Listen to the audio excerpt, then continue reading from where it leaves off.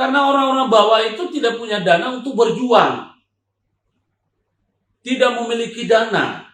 Atau tidak punya kemampuan untuk melakukan pembelaan.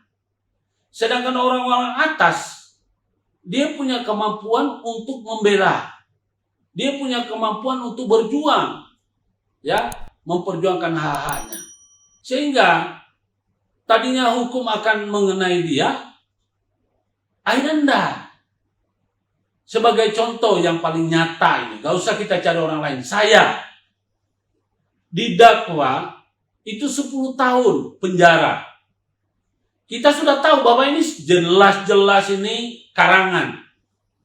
Tapi karena konspirasi, maka perkara karangan pun bisa masuk sampai ke pengadilan.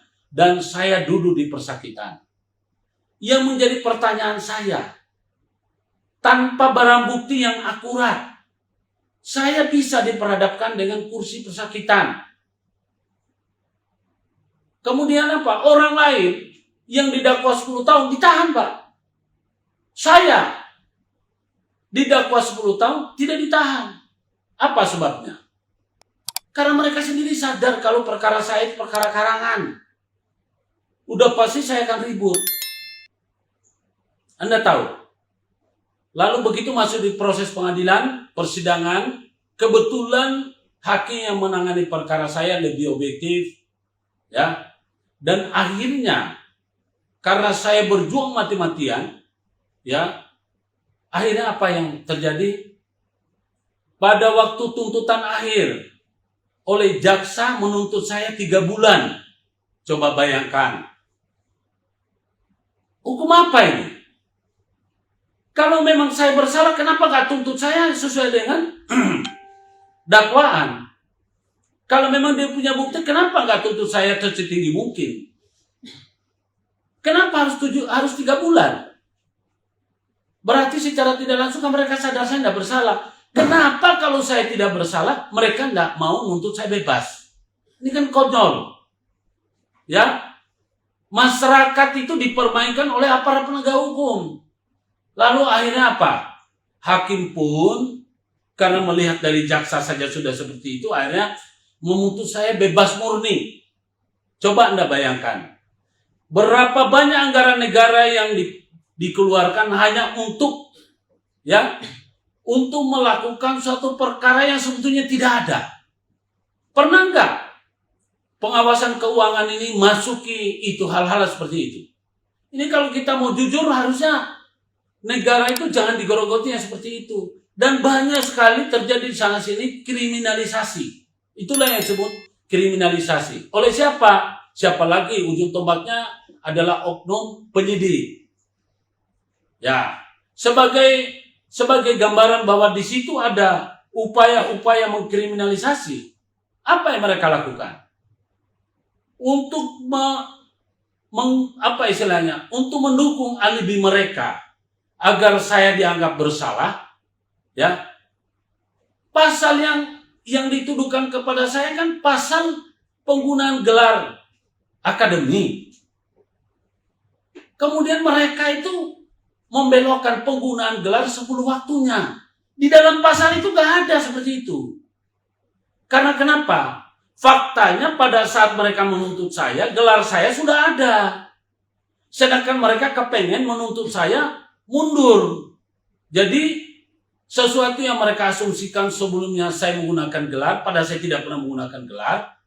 Mereka itu mendakwa saya dengan istilahnya mundur. Itu melanggar HAM. Nah, pengawasan dari hak asasi manusia, lembaga hak asasi manusia tidak ada.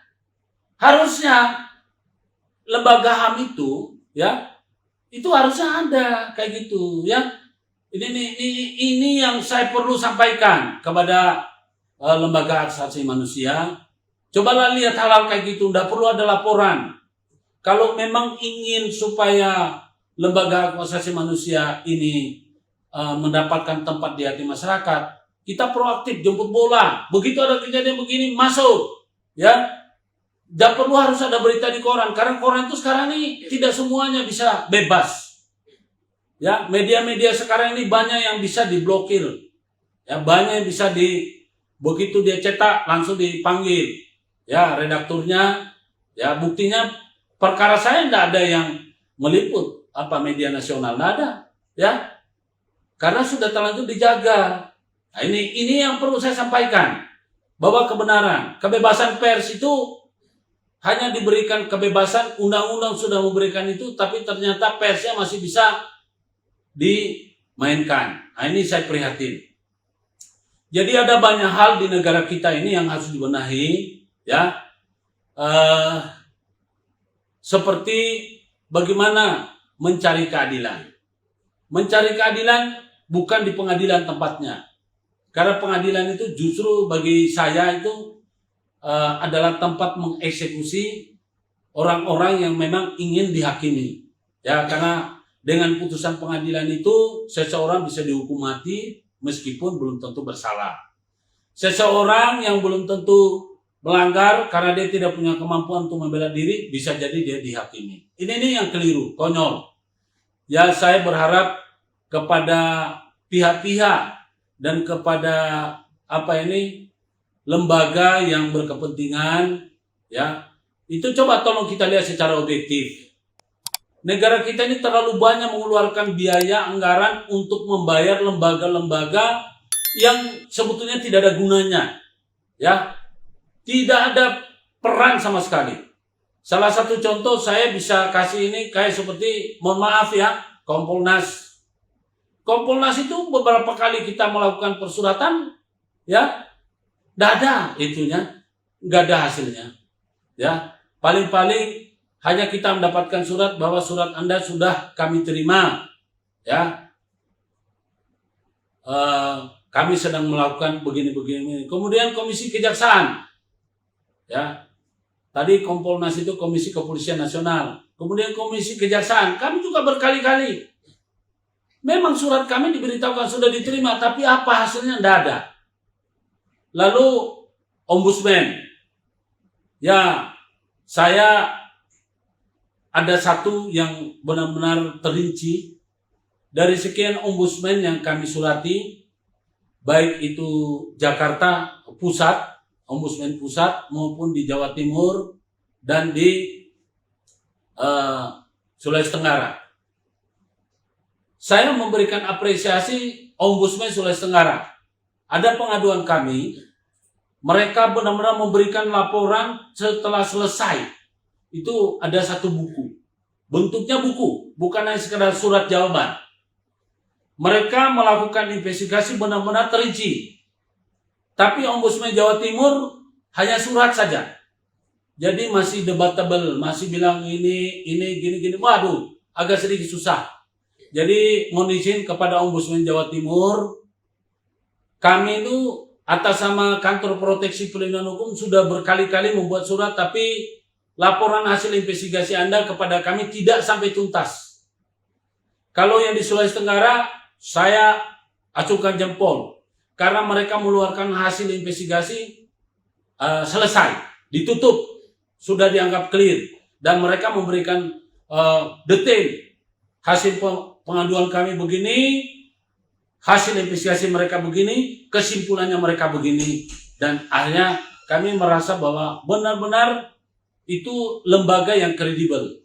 Yang lainnya itu ya mohon maaf, ya kami nilai bahwa asal aja. Kemudian Komisi Yudisial. Komisi Yudisial ini adalah lembaga yang katanya kalau ada hakim yang nakal atau hakim nggak benar silakan laporkan. Kami juga tidak mendapatkan yang namanya itu. Ya, kami tidak mendapatkan itu, karenanya saya sangat berharap bahwa kepada pemangku jabatan agar melakukan yang namanya pengkajian terhadap lembaga-lembaga ini. Karena lembaga ini sungguh sangat memprihatinkan. Ya, tidak ada yang namanya atensi. Jadi mana mungkin negara mengeluarkan biaya begitu besar menggunakan uang rakyat, tapi rakyat tidak bisa menikmati hasilnya. Hanya gedungnya bagus, Ya, susunan pengurusannya bagus, tapi apa yang dilakukan? Mereka nggak melakukan apa-apa. Hanya sekedar slogan saja, surat kami sudah diterima dan mereka akan melakukan gini, tapi hasil lain nggak ada. Jadi sungguh prihatin. Karena itu kepada masyarakat perlu belajar hukum. Sebab penegak hukum kita ini dan pihak-pihak yang memang dipercaya oleh negara untuk bekerja seperti penegakan hukum ini, mohon maaf, saya bisa simpulkan bahwa nggak becus. Ya, mari kepada para pengambil keputusan hendaknya itu bisa melihat kenyataan. Saya berbicara bukan tanpa fakta, tanpa bukti. Beberapa waktu yang lalu saya melaporkan tentang adanya penyidik yang tidak profesional. Ya, kemudian saya melaporkan tidak main-main, Pak. Ya, kami melaporkan itu di Mabes Polri, Propam. Lalu penyidik melakukan investigasi melalui telepon kepada kami. Saya tidak tahu apakah SOP-nya seperti itu atau tidak. Justru penyidik dari Propam ini, Mabes Polri, metode investigasinya itu justru menyudutkan. Seolah-olah kami sebagai pelapor persis dengan terlapor. Mana bisa ada istilahnya apa ini, laporan kemudian berubah jadi seperti kok jadi lama-lama kita dianggap orang bodoh. Sorry.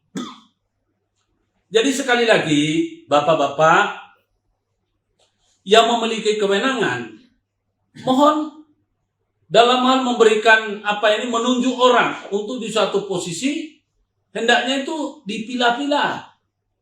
Maksudnya apa? Dipilah-pilah itu dilihat-lihat. Orang ini layak nggak mau menduduki posisi ini? Karena itu saya minta agar ada namanya mahkamah kelayakan untuk menguji di posisi-posisi tertentu, ya, jabatan-jabatan tertentu itu harus ditempati oleh orang-orang yang memang memiliki kemampuan. So kalau kita lihat, ya, kalau kita lihat daripada faktanya, ini nih orang-orang yang duduk di posisi tertentu yang sangat menentukan, itu nggak ada kompeten, nggak kompeten. Nah, sedangkan kita tahu bahwa lembaga kompetensi itu sendiri hanya mengeluarkan sertifikat. Ya, banyak hal yang bisa kita kritisi saat ini. Ya, kalau kita mau jujur, entah itu ditahu oleh yang atas atau tidak. Nah, saya juga sempat mencatat itu ada dari Jaksa Agung, WA-nya ada 3. Jadi istilahnya apa? Pengaduan 53. Apa ini? Pengaduan 53 untuk Jaksa Agung. Laporkan pegawai kejaksaan yang menyimpang. Saya ini sudah berkali-kali mengirim surat. Tapi respon terhadap surat yang saya kirim itu tidak ada. Nah, sampai saya ini dikriminalisasi itu kan sebagai bukti bahwa tidak becus. Ya, seandainya jaksanya bekerja secara profesional, perkara yang mengantarkan saya duduk di persakitan nggak akan sampai. Nah, ini Jaksa Agung ini, ya mohon maaf Pak, dari teleponnya kontak WA yang ujungnya 5353 itu tuh, apakah itu sudah pernah menerima surat yang kami kirim? Karena tulisan saja buat apa pengaduan kalau orang mengadu tidak ditanggapi? Coba sebelum kita membuka layanan pengaduan, hendaknya koreksi dulu pengaduan sebelumnya. Karena masyarakat itu akan menaruh kepercayaan ketika laporan sebelum-sebelumnya itu sudah ditindaklanjuti. Ya, sekarang mintanya supaya kita melapor. Ya, terus saja saya ini bertanya, ya, negara kita ini benar-benar negara yang punya manusia atau masyarakat cerdas apa enggak?